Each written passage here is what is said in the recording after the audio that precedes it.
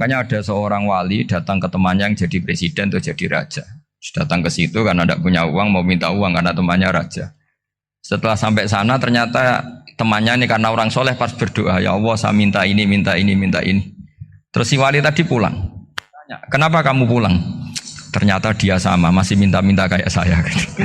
Jadi sederhana deh. Sama-sama minta kamu, minta zat yang kamu mintain katanya. Jadi dulu itu orang itu sebegitu dekat dengan Allah. Sehingga si raja ini terus ketemu wali tadi tanya, kenapa kamu menyepelekan saya padahal sekarang saya raja. Terus ditanya sama wali tadi, karena temannya, kalau kamu di padang pasir tidak bisa minum dan harus minum 1 gelas, dengan ongkos kamu harus mengasihkan semua kerajaan kamu demi minuman itu. Pilih mana, minuman apa tetap jadi raja? Ya saya milih bisa minum. Saya tidak raja tetap hidup, tapi kalau nggak minum mati. Bagaimana Anda bangga dengan satu kerajaan sing la yusawi kak samain, yang tidak sama dengan segelas air. Jadi artinya terus mereka melihat jadi raja itu ya biasa, jadi presiden biasa, jadi rektor biasa. Karena mereka biasa berlogika hakikatul izzah itu ya taqarrub ilallah, yang benar-benar terhormat itu ya dekat dengan Allah.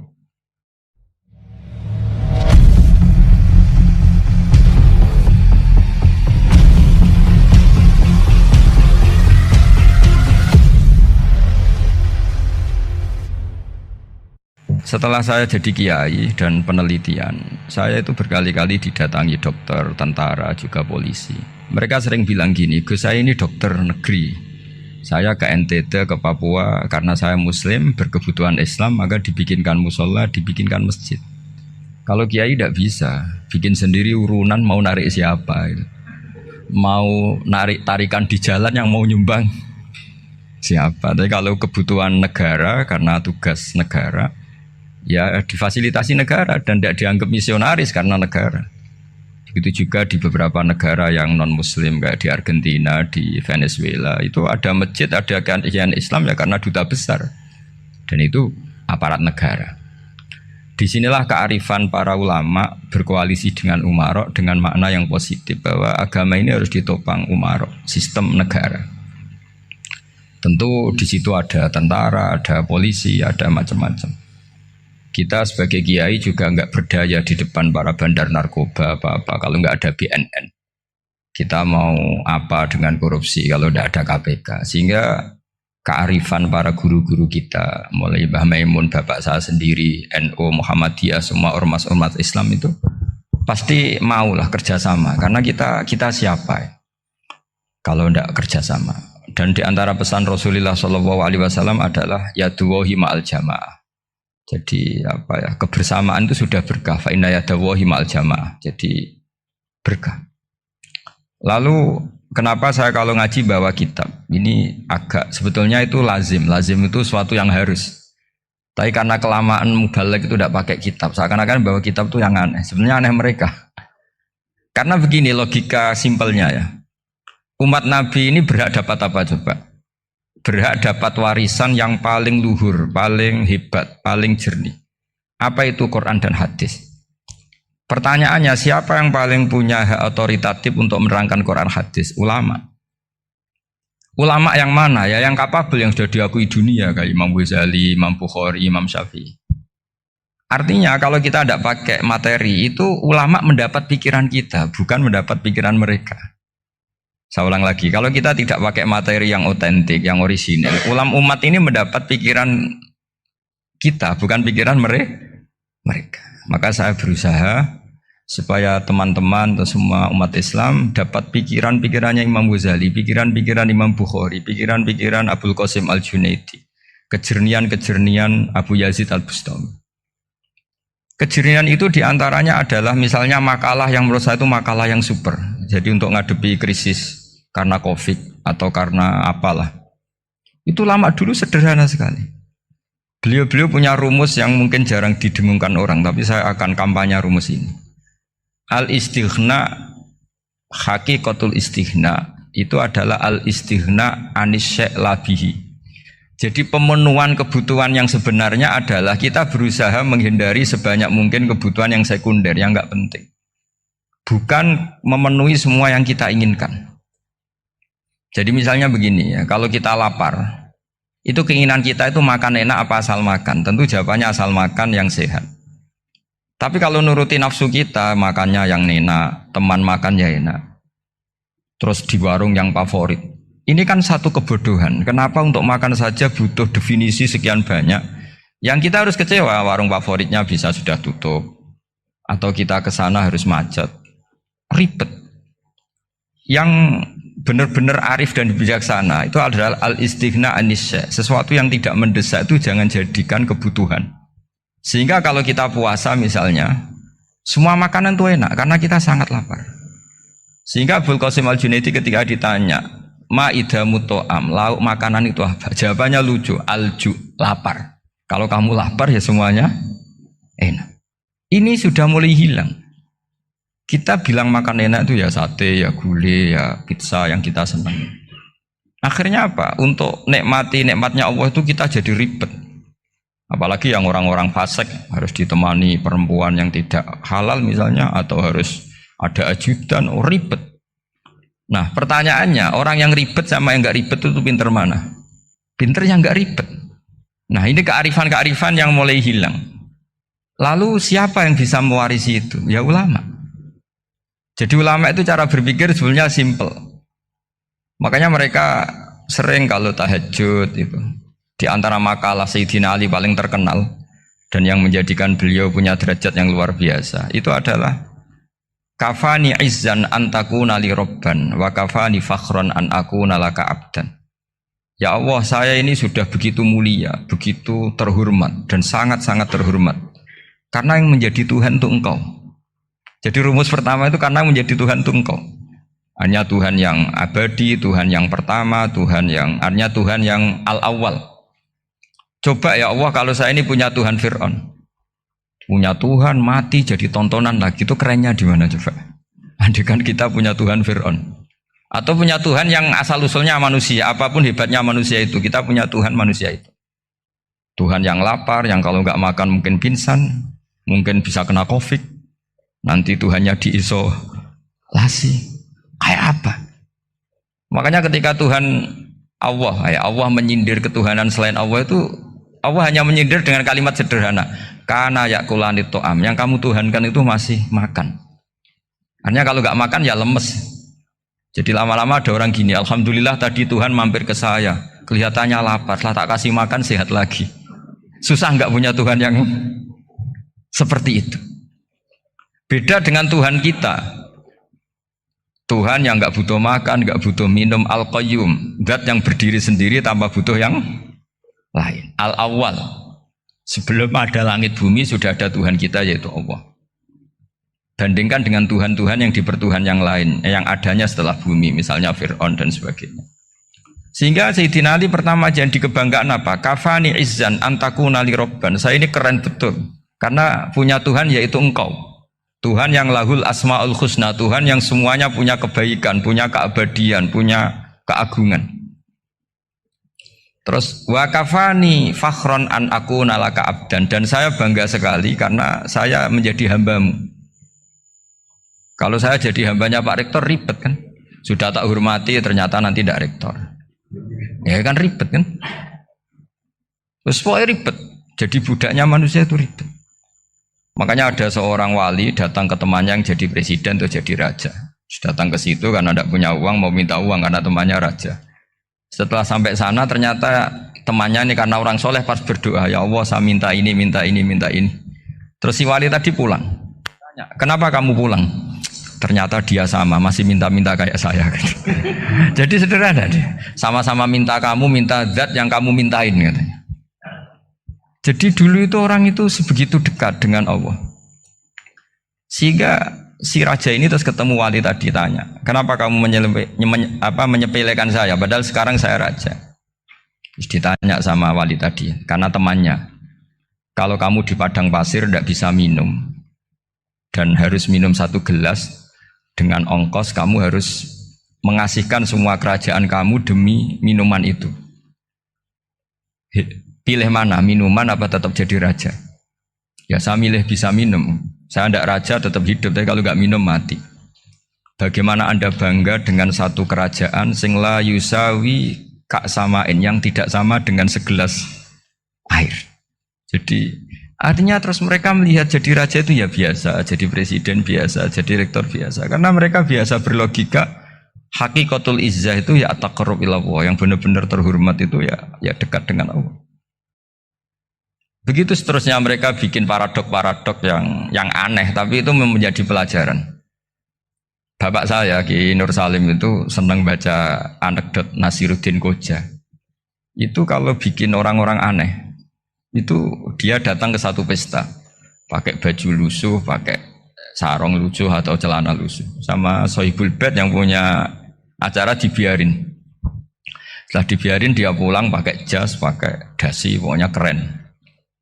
Dihormatin, pakai alpat, pokoknya dihormatin. Silakan. Pas dia disuruh minum, minumannya itu disokkan saja ke sakunya. Jas, kamu harus minum yang banyak, karena kamu yang dihormati, bukan saya.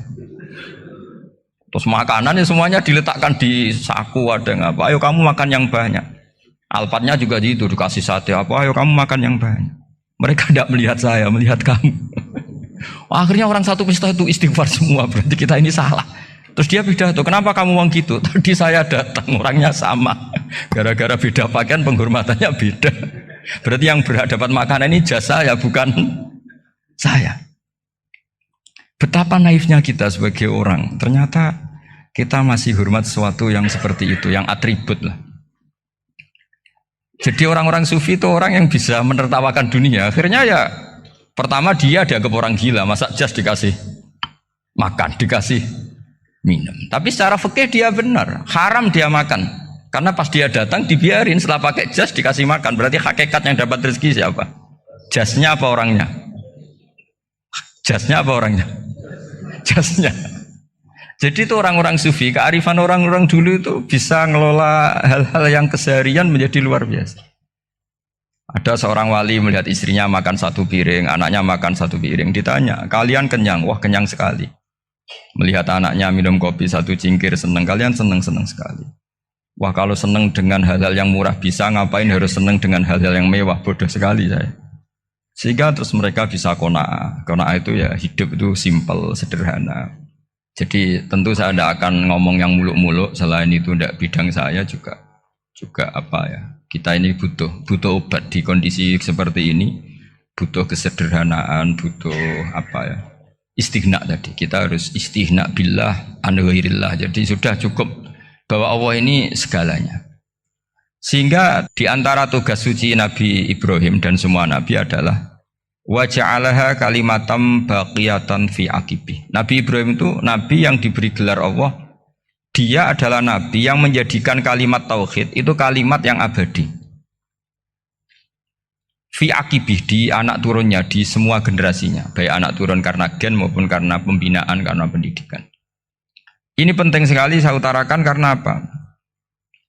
Satu kehidupan itu sebenarnya digerakkan oleh kata-kata, oleh moto kalau orang bahasa modern. Sehingga banyak ulama mengatakan al-ibarat kutun li'ailatil mustami'in, bahwa redaksi atau moto atau pegangan hidup itu penggerak kehidupan. Sehingga sebetulnya manusia itu digerakkan oleh kalimah-kalimah itu, oleh moto-moto itu, oleh prinsip-prinsip hidup itu. Misalnya orang Palestina itu tiap hari ke pasar gitu. Mereka ke laut itu. Ditanya, kenapa tidak takut tembak Israel? Jawabannya lucu. Kena tembak ya mati, nggak makan ya mati. Nggak kerja ya mati. Ya sudah, sama-sama mati ya mendingan aktivitas normal. Tapi saya tidak menyarankan itu untuk melawan COVID. Ini cerita saja. Kamu jangan provokator itu. Karena ini wilayah sensitif. Jadi banyak orang yang poligami, kalau ditanya alasannya gitu, istri satu ya cerewet, dua ya cerewet, mendingan 4 katanya. Ya banyak ya gitu. Tapi ada yang kebalikan, istri satu cerewet saja hampir jantungan, apalagi 4, tinggal matinya kan gitu. Itu semua yang menggerakkan itu kalimat. Kalimat itu satu pegangan. Banyak orang loh yang nggak ingin jadi rektor tuh banyak loh Pak Bejo. Jangan kira semua dosen ingin jadi rektor. Melihat rektor sibuk rapat mempertahankan reputasi Unisula terus sering pegang kepala. Ngapain repot-repot? Jadi tukang sapu aja dapat gaji, ngopi, rokokan, selesai. Bodoh amat. Jadi rektor, mikir orang banyak. Banyak loh orang yang ingin jadi presiden tuh banyak. Karena ngopi nyaman, gak ada yang ganggu. Mau tidur sampai jam 9 siang juga gak ada yang ganggu. Sehingga mereka melihat pegawai negeri itu gak keren, orang kok diatur jam, disiplin. Itu memang cara Allah membagi rahmat. Mau kamu apakan coba? Cara syukurnya dia seperti itu.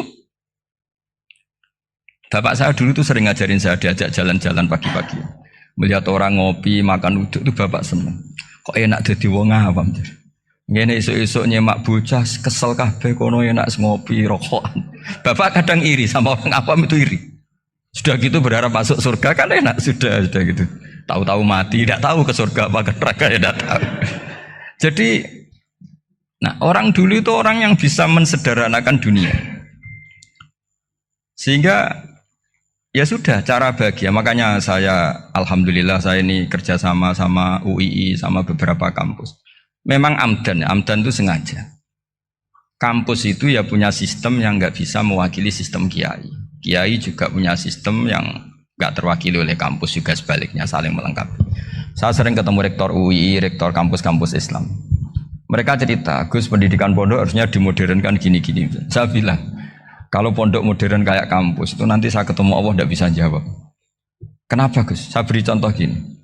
Kalau misalnya perempuan perawan lah atau apa saja, pokoknya perempuan mau tanya tentang menstruasi atau haid. Kalau semuanya sistem kampus, dia harus kuliah dulu. Registrasi dulu, kuliah dulu, bayar dulu. Dan dapat jawabannya nunggu mata kuliah pas itu. Bandingkan kalau sistem pondok, saya tuh sering ke pasar sama anak saya dicegat sama ibu-ibu. Gus, anak saya ngalami gini-gini, keluar darah terus menerus, nggak 6 hari tapi 1 bulan penuh. Itu hukumnya apa Gus ya? Nanti saya mau sowan ke jenengan. Nggak usah sowan di sini aja. Ya sudah, sebelum mengeluarkan darah yang rutin seperti itu biasanya haidnya berapa hari? 6 hari ya sudah ikut yang 6 hari, yang lainnya istighatsah. Ngoten tok Gus, ya udah ya. Begitu terus di masalah udhiyah. Ya coba kalau semuanya pakai sistem kampus, daftar dulu, bayar dulu. Jadi ini nggak ada jawabannya, nunggu mata kuliah itu baru dapat jawaban. Itu biasa nggak sholat bertahun-tahun karena belum ada jawaban tentang itu. Nah itu kalau misalnya orang mati, tahunya cara apa memulasara jenazah itu nunggu kuliah dulu, pas mata pelajaran itu dulu, baru menangani orang mati. Berarti orang mati itu tergeledak semua. Tapi kalau kiai kan enggak. Kesini orang mati terbakar, kalau dimandiin malah badannya copot-copot, itu gimana hukumnya? Ini ada orang mati Gus Kendat, ini disolati apa enggak? Ada orang mati apa itu oplosan ya kan? Itu disolati enggak? So sering ditanya gitu. Gak usah registrasi Pak Rektor, gak usah registrasi, gak usah daftar, gak usah seminar. Makanya kalau orang kampus wani kiai itu ya kualat tenan itu, karena ini yang on time ya.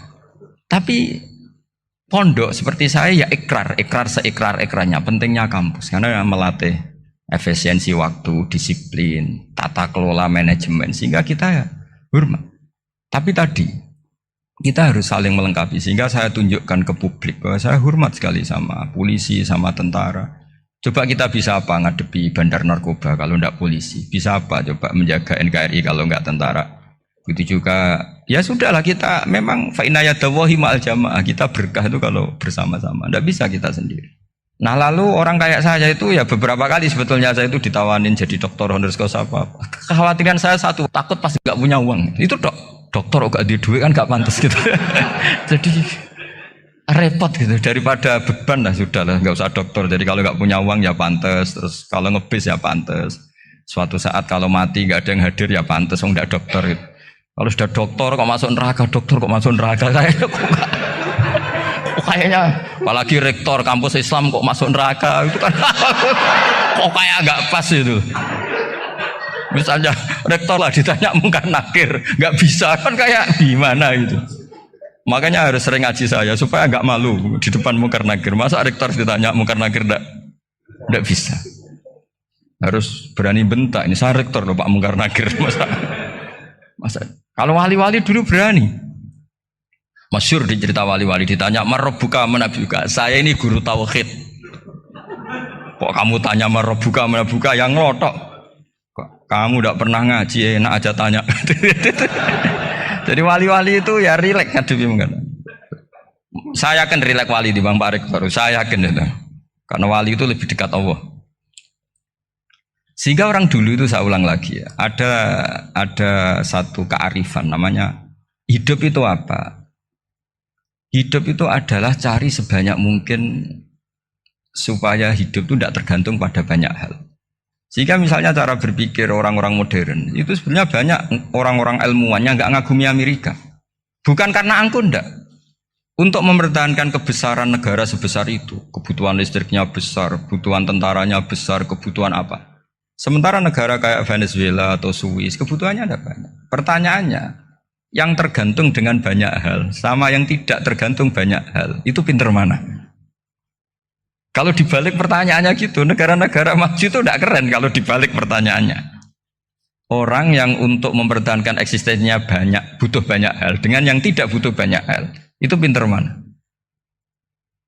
Orang yang bahagianya nunggu jadi dokter, nunggu jadi kiai besar, kiai viral, dengan orang yang bahagia cukup dengan ngopi, itu pinter mana? Tapi kalau dibalik pertanyaannya, orang yang tahunya nikmat hanya kopi, dengan nikmat yang banyak, pinter mana? Makanya Mbah Mun tuh kalau guyon itu lucu. Aku ikut saake, ambek wong desa sing mlebu swarga. Saya dulu eskal mlebu swarga kok disakeni. Akhirnya beliau memberi penjelasan. Wong desa iku roe pakanan enak, iku mau kopi mbek uduk. Lah swarga iku mau nuruti sing dikarepno. Akhirnya wis mau mangan, wis ngopi, nguduk, ngopi ora roh pakanan liyane iku ora roh. Nasi mandi yo ora roh, pizza yo ora roh apa-apa. Terus saya bilang, wah lah niku nak nganti selera tentang wanita cantik. Iku juga sederhana. Rontok pesek ya wis cantik, rontok ireng ya wis. Apa bidadarinya seperti itu karena saking enggak pengalamannya. Jadi surga itu kan nuruti apa yang diinginkan. Kira-kira keinginan orang kampung kalau di surga itu apa coba? Makanan apa coba? Ya, nah, senengnya ketemel gemblong itu. Artinya malaikat lebih suka nangani surganya orang-orang kampung timbang Pak Rektor. Ini sudah ribet ini. Makanan apa saja sudah pernah dicoba ya. Terus kalau di mall tahu orang macam-macam, seleranya macam-macam pasti. Enak mana kalau sampai jadi malaikat pelayan surga? Suka ngelayani orang kampung apa yang orang kota? Orang kampung kan? Jadi ya itu guyon tapi itu menjadi pikiran kita bahwa orang yang banyak kebutuhan itu sebetulnya banyak kebodohannya karena menggantungkan kebahagiaannya dengan banyak hal. Makanya Imam Syafi'i ngendikan istighna itu apa? Al istighna anisya'i. Yang dikatakan kecukupan adalah berusaha sebanyak mungkin banyak hal tidak kamu butuhkan. Bukan memenuhi semua kebutuhan kamu karena nafsu kamu ini tidak ada batasnya gitu. Kalau kamu penuhin nggak akan selesai. Itu ada perempuan yang kurang cantik itu minta doa saya, Gus doain suami saya kaya, terus tak guyonin, terus nggak minta. Kalau suami kamu kaya, yang pertama dirubah itu apa? Rumah supaya rumah saya bagus. Kedua apa? Mobil supaya mobil saya bagus. Nanti yang dievaluasi itu kamu. Mobil bagus, Alphard, rumah mewah, istrinya kamu pasti itu dievaluasi. Langsung nggak usah sudah gini aja kan. Jadi pertama yang dievaluasi itu kaya itu coba kalau suami kaya itu yang dievaluasi pertama rumah ya, rumah ganti. Setelah itu apa? Mobil. Kira-kira berikutnya akhirnya sudah aku nggak jadi. Nabi Ibrahim itu pernah minta umur panjang, keren umur panjang. Sama Allah nggak dijawab. Datang orang tua gitu mertamu ke Nabi Ibrahim, terus disuguhi dikasih kurma. Apa itu? Kok kurma apa? Anggur yang sudah matang sekali, sudah dimakan. Setelah dimakan meler keluar lagi, dimakan lagi meler lagi. Terus Nabi Ibrahim masuk lagi ke kamar. Ya Allah, doanya tak cancel. Nanti kalau saya tua kayak itu. Jadi Allah itu nggak jawab langsung tapi ngirimkan itu. Akhirnya ya Allah nggak jadi. Nanti takut itu. Saya pernah ngalami jadi kiai tadi ada ibu-ibu ya nggak pati cantik lah. Suaminya tuh miskin sekali. Minta doa saya supaya kaya. Bareng tak kasih pertimbangan itu udah nggak usah nggak jadi. Jadi itu kearifan. Tapi kearifan ini harus kita tanamkan. Saya nggak bisa membayangkan Indonesia yang besar ini, andai kan tidak ada qanaah, nerimo ing pantum. Coba sekarang ada COVID. Andai kan Indonesia itu kayak Prancis. Saya beberapa kali punya tamu orang yang hidup lama di Prancis, bahkan dapat istri orang Prancis. Itu dulu nggak begitu mencintai Indonesia. Tapi setelah di Prancis 2 tahun, wah Indonesia hebat. Di Prancis itu kata dia kalau cerita, semua kebutuhan masyarakat itu dibebankan ke negara. Apa saja minta negara, apa saja nyoal negara. Sementara Indonesia, coba kalau Indonesia mengalami seperti ini kok tidak ada qanaah rimo ing pantum, bisa kios Indonesia. Orang miskin nyalahkan negara, kelaparan nyalahkan negara, apa saja. Tapi barokahnya dididik kiai jogeman nyalahno wong liya. Urip pun romo ing pandum, diame. Sampai gak ngerti kalau Covid. Banyak tuh orang-orang kampung itu, orang lugu-lugu itu. Mbah niki saking Covid, salam ning Covid, muga-muga umure panjang. Dikira Covid itu nama orang yang ahli sosial itu. Mbah niki dana saking Covid. Matur nuwun sampekno salamku, muga-muga umur panjang. Bingung kan yang nganterin ini. Ini gimana yang mau menjelaskan? Memang nggak paham. Ribet kan. Tapi saya pastikan bahwa dengan keadaan seperti ini kita bahagia, kita stabil, itu jelas barokahnya kalimat tadi, moto tadi atau pegangan hidup tadi. Makanya disebut al-ibarat qutun li'ailatil mustami'in, bahwa redaksi atau kata-kata atau pegangan atau filosofi hidup, apalah namanya itu adalah penyemangat. Penyemangat. Karena kata-kata ini memang luar biasa. Ketika sahabat perang demi kebenaran, zaman itu ya pasti benar karena yang dibela Nabi. Dulu itu kan enak zaman Nabi, yang dibela mesti benarnya, musuhnya mesti salahnya. Sehingga dulu itu memang harus tegas. Kalau sekarang mau tegas gimana? Yang kamu bela tidak mesti benar, musuhnya tidak mesti salah. Ribet kan kalau misalnya saya tukaran sama Pak Rektor, kamu mau bela mana kan bingung. Saya tidak mesti benar, saya tidak Nabi. Pak Rektor apalagi nggak mesti benar lagi kan? Ribet kan? Jadi kalau kita mau perang sekarang itu mau pede gimana? Enggak. Makanya banyak ulama sekarang tuh mau tegas tuh nggak berani karena ya banyak hal yang abu-abu lah wilayahnya. Misalnya pilihan presiden atau pilihan bupati, pilihan menteri. Kamu mati-matian bela itu, yang kamu bela tidak mesti benar, musuh kamu tidak mesti salah. Misalnya pilihan bupati, wah ini kabupaten ini baik kalau bupatinya ini, yang satu bilang ini, terus tim suksesnya kamu tanya, kamu yakin? Ya tidak juga. Lah kenapa semangat? Kan sahabotohnya paling alasannya ya itu aja, bukan yang lain. Beda dengan zaman Nabi, nabinya mesti benar, Abu Jahalnya mesti salah. Kan enak aturan mainnya jelas. Singkat cerita dalam perang itu banyak sahabat yang alami luka, ngalami apa gitu. Kemudian curhat ke Nabi, ya Nabi gara-gara derekkan jenengan, ngikuti jenengan saya harus ngalami seperti ini, seperti ini. Ngiranya orang itu diapresiasi sama Allah keluarnya. Ternyata sama Allah gak diapresiasi. Malah diturunkan ayat intakunu ta'lamuna fa innahum ya'lamuna kama ta'lamun wa tarjuna minallah malah yarjun. Kalau kamu sakit karena perang, orang-orang kafir itu ya sakit. Itu saja berani padahal demi kekafiran. Wa tarjuna minallah malah yarjun. Padahal kamu punya nilai lebih yaitu berharap kepada Allah yang mereka tidak punya. Saya jadi kiai itu ya kadang mangkel. Karena yang benci ya benci, yang seneng itu ngel-ngel loh kayak Pak Bejo. Jadi semuanya ribet. Lah iya, yang benci ya ganggu, yang seneng ya ganggu, tambah nemen. Seribet. Tapi kalau sudah ingat bandar narkoba, mereka berhadapan dengan polisi, kadang ditembak karena kesalahannya terlalu fatal. Antar persaingan mereka juga bisa tembak-tembakan karena merebut pasar narkoba. Itu saja mereka berani. Kok kita yang jadi kiai kadang dicium tangannya, dihormati gak berani, hanya takut apa ya, musibah-musibah kecil atau problem-problem kecil. Lah iya, kalau kita bandingannya gitu. Kalau kamu mau tahajud kedinginan, itu masih nanti dihisab Allah itu gitu. Maling ayam itu keluar malam-malam, hanya dapat ayam. Itu gak takut dingin. Ya gak takut digebuki masa. Kamu mau tahajud saja takut dingin. Makanya nanti hisabnya orang soleh itu nanti dijajarkan orang dolim. Terus diperbandingkan. Wah itu habis kamu kalau itu. Jadi misalnya Unisola mau rapat, tapi ini malam, kalau malam dingin nanti sama masuk angin. Anak-anak pang di perapatan aja berani kamu. Kalau sudah perbandingannya gitu tuh ribet kita nanti. Makanya itu kalimat itu moto atau filosofi hidup. Sehingga diulang lagi nasihat itu. Iyam saskum korhun faqad masal qoma korhum mislu. Kalau kamu kena luka, orang-orang yang nggak benar juga akan kena luka. Itu aja berani demi ketidakbenaran. Masa kamu demi kebenaran nggak berani?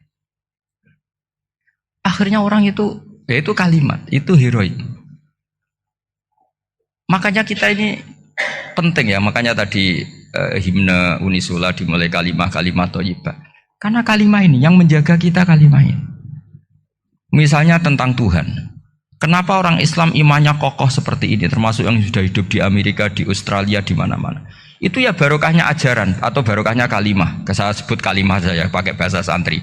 Karena la ilaha illallah itu dalam tradisi santri disebut kalimatu haqqin alaiha nahya wa alaiha namut wa alaiha nub'ats. Ada yang riwayat wa biha nub'ats insyaallah taala minal aminin. Kenapa mereka di mana-mana meskipun sekolah di Amerika, di Australia, bahkan di Uni Soviet tetap mukmin? Itu barokahnya ajaran yang benar. Allah itu siapa? Tuhan. Tuhan itu sifat dasarnya apa? Awal. Dia harus wujud awal sebelum makhluk yang lain. Sehingga ketika ada negara yang maju, yang tertib, manajemennya tertib, masyarakatnya makmur, tapi punya Tuhan yang tidak seperti itu, tidak awal, itu sudah gak nyaman. Karena ndaklah keren Tuhan saya, karena Tuhan saya itu al-awwal, zat yang pertama. Tuhan saya keren lah, zat yang gak mati. Tuhan yang gak mati, yang gak pernah mengalami kematian. Sehingga tontonan atau yang dilihat kenikmatan-kenikmatan yang lain ini tidak mengubah dia pendirian tentang Tuhan. Karena mantapnya satu kalimat tadi bahwa Tuhan itu ya harus satu, harus awal, harus tidak mati, tidak rusak, tidak mengalami apa-apa yang membahayakan. Sehingga ketika ditawarin Tuhan yang lain meskipun menjanjikan secara finansial atau kemakmuran, mereka gak tertarik. Itu coba, itu barokahnya makmur apa barokahnya ajaran? Barokahnya ajaran. Sering negara Islam itu kalah makmur dengan mereka, tapi barokahnya ajaran ini tetap apa? Tetap Islam. Makanya Nabi Ibrahim, Nabi yang sukses bikin wa ja'alaha kalimatam baqiyatan fi aqibi. Sehingga kita ini bekti sama orang tua misalnya, itu ya karena ajaran. Suwargamu itu karek wong tuamu. Nak wong tuamu ridho, Allah ridho. Nak ora ridho, Allah ora ridho. Ridho wa fi ridhol walidain wa sakhatu wa sukhtu wa fi sakhatil. Sehingga ketika ada orang tua yang agak brengsek gitu, anak-anak tetap hormat.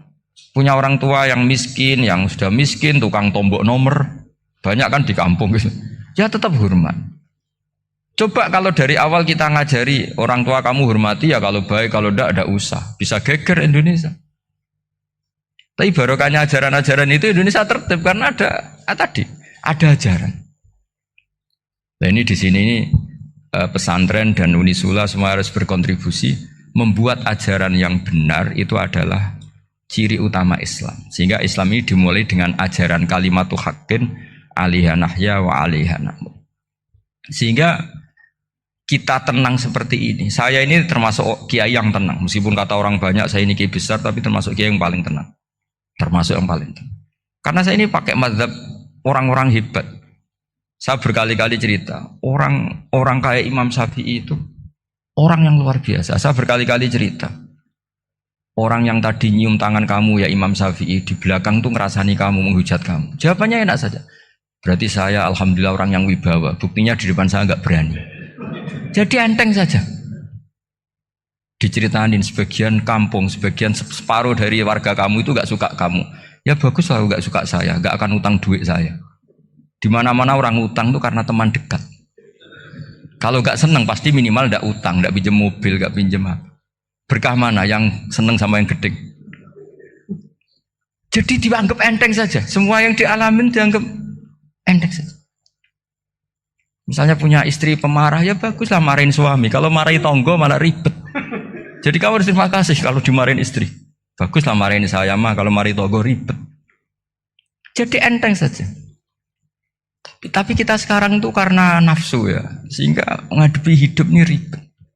Ulama dulu kalau mau mati itu senengnya bukan main. Sudah lama saya ini ingin gak maksiat. Kayaknya gak maksiat paling efektif itu mati. Ya tidak apa-apa Gusti, kalau sebaiknya mati ya mati aja. Enteng saja. Jadi melihat kematian itu akhir dari segala keburukan atau potensi keburukan. Apapun baik kita sekarang, suatu saat mungkin kita gak baik. Yang bisa menghentikan ketidakbaikan atau potensi ketidakbaikan itu apa coba? Mati kan? Berarti mati itu mengerikan apa menyenangkan? Mesti kamu tidak berani menjawab. Meskipun secara ilmu kamu berani, tapi secara rasa agak berani kan? Saya ulang lagi ya. Yang bisa menghentikan keburukan atau potensi keburukan itu apa coba? Apa? Kematian. Berarti kematian itu menyenangkan atau menyusahkan? Apapun kamu tidak berani jawab karena kamu agak-agak duniawi itu kelihatannya. Tapi secara ilmu, kamu tahu kan kalau mati itu tidak buruk-buruk banget. Karena apa? Itu akhir dari segala keburukan. Sehingga Nabi ngajarkan kalimat itu begitu luar biasa. Allahumma ahyini maka natil hayatu khairan li wa tawaffani maka natil wafatu khairan li. Nabi melihat dunia itu begitu indah. Ya Allah, kalau saya ini hidup, anggap saja hidup ini ziyadatan li fi kulli khairin, menjadi modal saya menambah segala kebaikan.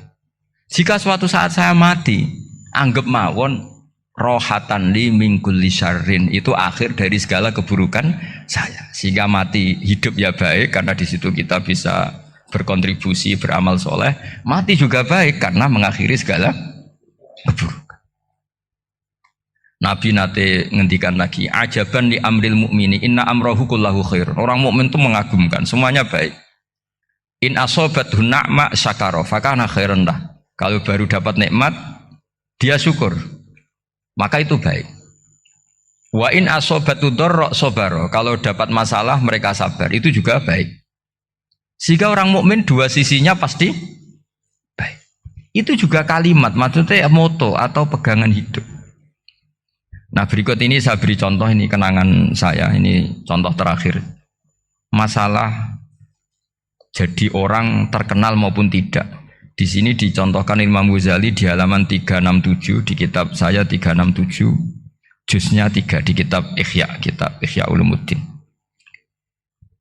Di sini beliau cerita betapa untuk menjaga ikhlas sebaiknya orang itu tidak terkenal, tidak syuhrah, tidak terkenal. Oke, itu kita sepakat ya, karena kalau terkenal mungkin orang dipaksa publik dengan tanda kutip untuk selalu berbuat baik, tapi karena jaim lah, jaga image atau apa. Tapi ketika dibalik pertanyaannya, kamu rela yang terkenal itu orang nggak benar, sementara yang orang benar itu nggak terkenal. Lalu masyarakat taunya yang tidak benar. Kalau pertanyaannya dibalik gitu, orang baik wajib terkenal enggak? Kalau pertanyaannya dibalik seperti itu, dokter yang benar tidak terkenal, yang malpraktek terkenal. Kamu ingin kondisi seperti itu? Nggak ingin kan? Kampus yang bagus nggak terkenal, kampus yang bagus nggak terkenal, yang nggak bagus. Nah, artinya apa? Gara-gara olah kata, olah pikiran, ini logika jadi rubah. Lagi-lagi apa? Jawaban itu ada di kata-kata sebetulnya. Makanya bab-bab seperti ini tidak usahlah kita berdebat, berpolemik. Sebaiknya orang itu humul, menutup diri. Apa sebaiknya orang terkenal, itu nggak perlu seperti itu. Sudah terserah Tuhan saja. Makanya saya mulai dulu ngaji sampai sekarang itu ya tidak punya punya ikon tertentu atau punya website tertentu, enggak. Sudah terserah pangeran, sudah. Saya juga tidak sok suci materialistik atau enggak, ya tidak mikir saya. Bukan apa-apa ya, karena saya ini kiai, jadi biasa urusannya sama Allah, tidak sama makhluk. Jadi pusing kalau sama sarah-sarahnya makhluk itu pusing. Meskipun rektor kalau nasihati saya pasti tidak saya terima, itu tetap makhluk, itu sudah ada ngefek kalau saya itu sudah ada itu. Bukan karena saya sombong, ya memang makhluk betul gitu, bukan. Cuma nasibnya bejo aja, tapi makhluk tetap makhluk. Saya beri contoh ya. Ini makalah yang ditulis Imam Ghazali. Ya, i'lam aslahaka Allah anna aslal jah wa intisarus sayyid atau sayyidi wal istihar. Wa huwa mazmum itu. Balil mahmudu al-khumulu illa man saharahu wa ta'ala li nasri dini min ghairi takallufi talabi syuhrati minhu. Jadi kalau kamu ingin ibadah kamu selamat, ya kamu jangan terkenal. Tapi resikonya adalah kalau kebaikan itu tidak terkenal, maka gak dikenali. Kalau gak dikenali berarti masyarakat hanya punya percontohan yang tidak baik, karena yang baik tidak terkenal. Jadi itulah ulama-ulama dulu. Jadi apa-apa itu dibanding-bandingkan.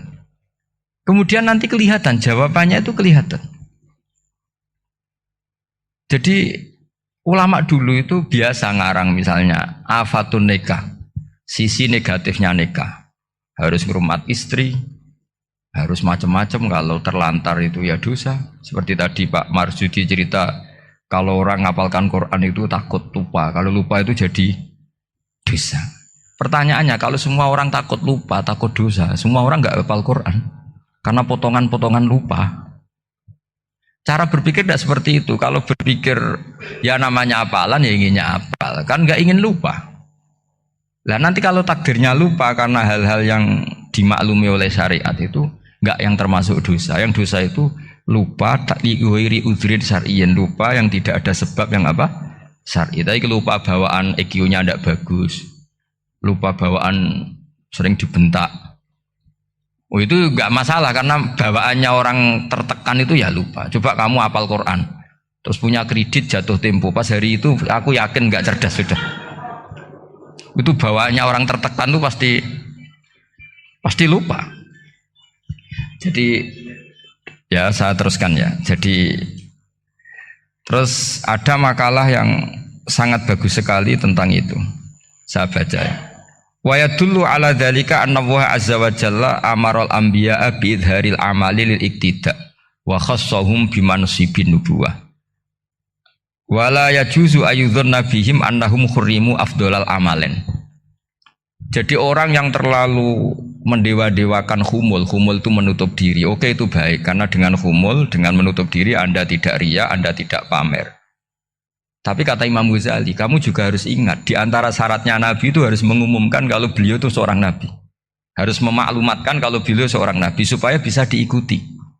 Caranya sholat harus diumumkan, sehingga Nabi itu mengatakan harus jamaah. Karena dengan cara jamaah itu bisa shollu kama ra'aitumuni usolli. Coba kalau Nabi sholatnya nggak diperlihatkan, kamu harus sholat yang benar. Caranya gimana ya Rasulullah? Itu rahasia. Bingung nggak kira-kira? Bingung nggak? Ya misalnya amal rahasia selalu lebih baik. Terus ada pertanyaan, Nabi ngendikan kamu sholat yang benar. Caranya gimana Nabi? Ya itu rahasia. Terus gimana coba? Tapi Nabi ngendikan apa? Shollu kama ra'aitumuni usolli. Ya sudah kamu sholat, niru saya sholat. Berarti Nabi sholatnya diperlihatkan apa disembunyikan? Diperlihatkan. Jadi begitu juga saya berkali-kali bilang, orang tahu kalau itu bidan ya berdasar tulisan itu bidan. Tahu kalau itu dokter gigi ya itu dokter gigi. Jangan sampai gara-gara tidak ada tulisan mau beli alat bangunan di dokter gigi, mau periksa gigi di toko bangunan. Gara-gara apa? Nggak ada maklumat. Nah, di sini ulama-ulama selalu memaklumatkan dirinya. Termasuk Imam Ghazali ketika ngarang kitab dinamai Ihya Ulumuddin, bahwa kitab ini bisa menghidupkan ilmu-ilmu agama yang mulai hilang. Begitu seterusnya. Jadi ini ngaji ya. Jadi orang itu harus ngerti. Jadi jangan nuruti emosi sendiri atau logika sendiri. Bahwa saya suka humul, ya monggo. Agama Islam menyediakan sarana itu. Uzlah itu ya punya sisi kebaikannya sendiri. Tapi syuhrah terkenal asal tidak nuruti nafsu juga punya sisi kebaikannya sendiri. Setidaknya umat ini punya satu master kebaikan yang mudah diakses. Tapi tadi saya ulang lagi, jangan karena hadun nafsi, jangan karena kepentingan pribadi. Makanya di sini disebutkan wa yadullu ala dzalika ay ala syuhrah anna Allah taala amarul anbiya bi idharil amal lil iktida. Allah selalu memerintahkan para nabi kalau ngamal kebaikan ya harus dimunculkan supaya bisa ditiru. Yaitu tadi kita tidak bisa bayangkan kan kalau misalnya Nabi menyuruh kamu harus sholat yang benar, kemudian sholatnya Nabi sembunyi. Kalau ditanya, Nabi saya niru siapa? Wah itu rahasia, kamu nggak boleh lihat sholat saya, saat takut tidak ikhlas. Ribet kan? Sehingga jamaah itu statusnya tetap harus. Nah bedanya harus ini ulama berpendapat harus yang apa? Fardu kifayah. Tapi fardu itu maknanya harus. Tapi bukan berarti kalau nggak jamaah sholatnya nggak sah, nggak. Tetap tapi statusnya jamaah tetap apa? Harus. Nah barokahnya harus ini orang yang baru sholat, sholatnya langsung bener karena ada yang diikutin. Coba kalau mantan dukun baru sholat terus sholat sendiri, itu mesti mirip mantra ya. Karena dia tidak ada master percontohannya. Tapi barokahnya ada master, orang paling bodoh pun kalau sholat ya bener, karena standar ada komandonya, ada imamnya. Sehingga Imam Ahmad malah berpikir keras, syarat sahnya sholat itu harus jamaah. Cara pikirannya Imam Ahmad keras sekali beliau. Sehingga kalau orang sholat sendiri kok ada orang lain yang maunya berjamaah harus bayar, orang itu harus bayar demi sahnya sholat. Itu madzhabnya Imam Ahmad. Tapi kalau madzhab Syafi'i hanya mengatakan fardu kifayah, yang kalau satu komunitas jadi tak baca lagi biar dapat berkahnya Imam Ghazali, asirru afdalu minal alaniyati. Terus kata sebagian ulama, al alaniyah itu afdal minasirri. Terus diperbandingkan baik yang mana amal dipertontonkan sama ndak. Terus kata Imam Ghazali, kalau orang itu bisa jaga tidak riya, maka sebaiknya dipertontonkan karena kebaikan harus yang muncul, bukan yang tidak baik yang muncul. Makanya ketika memaklumatkan diri sebagai ingin jadi generasi khairah ummah, itu kalau diterjemah itu kan wow, khairah ummah, umat terbaik. Itu kan kayak agak angkuh. Tapi nggak apa-apa, itu nggak apa-apa. Masa kita kampanye siap degradasi moral kan ya lucu kan. Masa jualan gitu kan ya lucu. Kita memang ingin mengkhidmati ummah, berbakti dengan umat, membantu supaya jadi generasi khairah ummah. Nggak apa-apa, dimaklumatkan supaya dengan itu umat punya sarana. Oh kalau ingin jadi khairah ummah, kuliah di sini. Jangan lalu enggak gitu. Ya sama kita dokter, maklumatkan saja dokter gigi, dokter kandungan, dokter bedah. Sehingga orang kalau mau bedah ya jangan ke dokter kandungan. Jadi barokahnya maklumat ya. Jadi saya mohon sekali ini, saya sendiri sebetulnya orang yang enggak siap terkenal sebetulnya, tapi ya sudah terserah Allah saja. Kalau itu cara Allah menyebar kebaikan, ya monggo. Pokoknya kita tawakal saja sama Allah Subhanahu wa Ta'ala. Ya, saya kira demikian. Assalamualaikum warahmatullahi wabarakatuh.